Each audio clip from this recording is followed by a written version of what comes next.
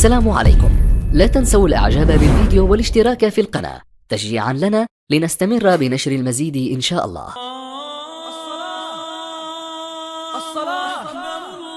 الصلاة. اسمع يا أخي الغالي، إذا خسرت أموالك استعن بالصلاة، إذا مات الولد استعن بالصلاة، إذا صار بينك وبين زوجتك خلاف استعن بالصلاة، إذا ما وجدت وظيفة استعن بالصلاة، إذا نزلت بك مصيبة استعن بالصلاة، إذا ما استطعت أن تفهم آية في القرآن استعن بالصلاة، إذا ما تذكرت حديث قد جاء في حياتك استعن بالصلاة، إذا لم تجد بيئة صالحة استعن بالصلاة، إذا وجدت في قلبك ضيقة استعن بالصلاة، إذا نفر الناس منك استعن بالصلاة، إذا جفت أعينك من الدموع الخاشعة استعن بالصلاة، إذا آذاك الناس استعن بالصلاة. وإن يا أخوة الكرام من هذه الآية تنزل علينا الكرب وتأتي علينا المصائب وتموت الزوجة ويموت الوالدين ويموتون الأبناء وتتفرق الأسر وتطلق النساء. من منا يقبل على المسجد ساجدا راكعا لله وهو يستشعر استعينوا بالصبر والصلاة؟ من منا يجد هذا الشعور في قلبه؟ من منا إذا حمل جنازة أبوه وهو يبكي وذهب به إلى المقبرة عرف أن الملجأ المحراب فأقبل على المحراب؟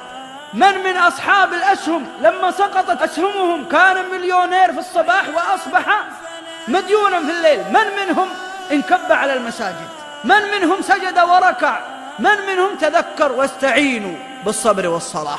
كم منا من بينه وبين ابن عمومته سوء تفاهم له سنة أو سنتين ما سلم عليهم ولا قابلهم، هل استعان بالصلاة لعل الله أن يلين قلوبهم؟ كم منا من يريد أن ينتقل بجوار والده وهو في العناية المركزة وكلما قدم طلب نقل رفض، هل استعان بالصلاة؟ الصلاة ما هي مجرد بس عبادة نريد منها أن نميز كافر مسلم كافر مسلم ونفرح، ونسينا أن الصلاة أعظم من قضية مسلم وكافر. أنت يا مسلم يا من تصلي هل وجدت أثرها ونفعها؟ وجدت لذتها وطعمها وحلاوتها؟ هل حسيت أنك فعلا محتاج للصلاة؟ ولا حسيت أن المسجد محتاج لك تبغى تكثر عدد المصلين؟ هل تشعر وأنت في طائرة وتريد أن تصلي أنك بحاجة إلى الصلاة؟ تجد عندك حاجة ملحة ودموع تخرج من قلبك ليس من عينك، وتقول في نفسك أبي لو سجدة، أبي لو ركعة، بس أبغى أوقف أمام الله عز وجل. هل عندنا هذا الشعور أن حنا نحب الصلاة ونبغاها، ولا أننا إن جات وما جات؟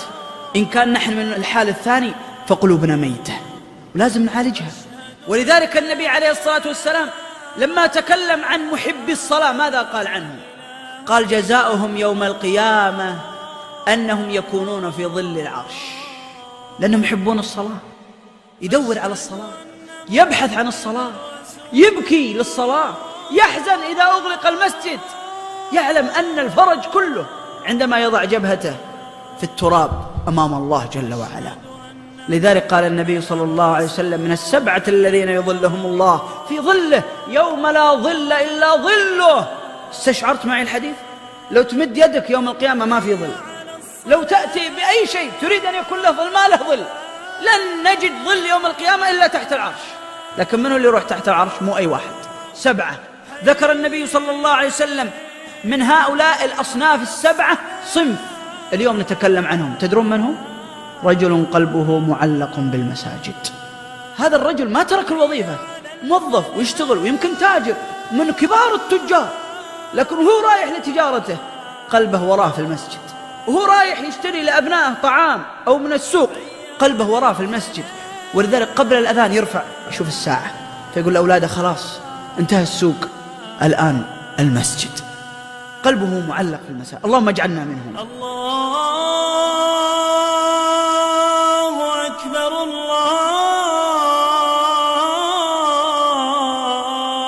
الله أكبر لا